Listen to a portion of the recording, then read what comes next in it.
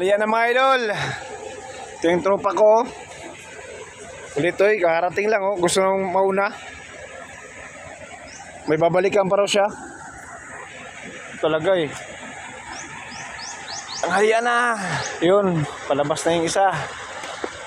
Baka laon na pa ito magpapasok mga idol. So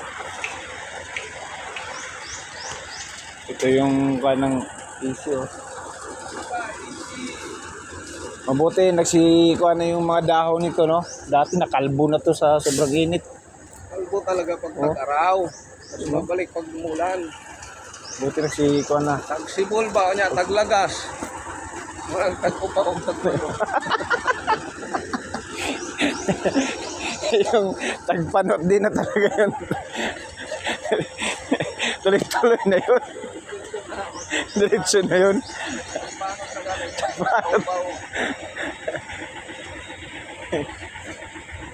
Ay, palabas na yung kulokoy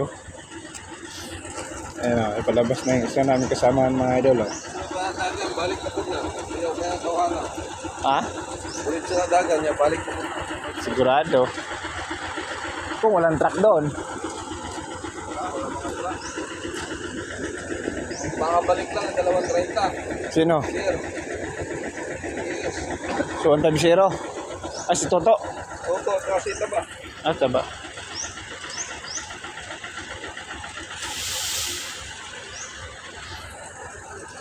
Ganda na ng kuwan dito. View.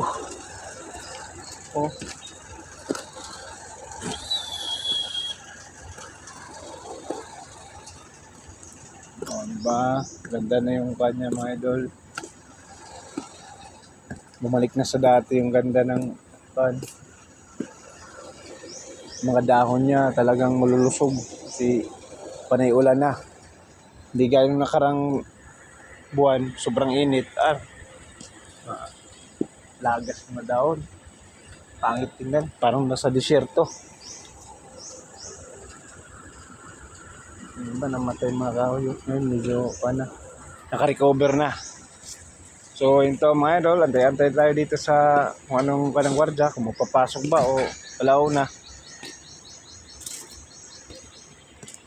Dol, dapat kinuha mo na lang. Walang naman yan higop.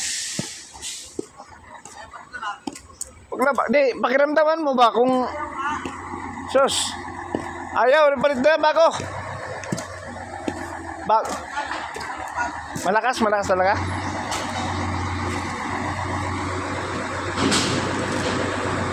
Lumabas na yung kulokoy Yan. Sama ba karap?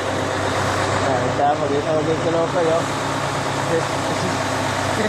Dagway Dagway.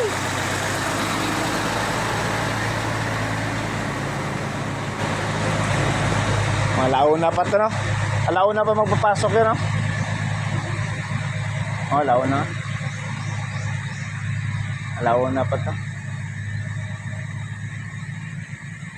Edi mapunta ako dyan sa maiksi.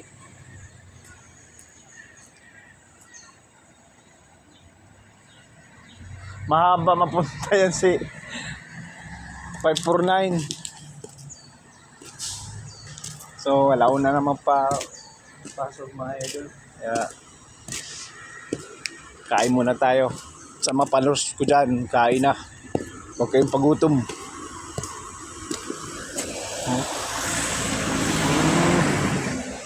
Ang ganda dito mga idol Ang ganda, parang nasa sa bundok talaga bundok. Kain na tayo mga idol, kain na. Let's go. Bye bye.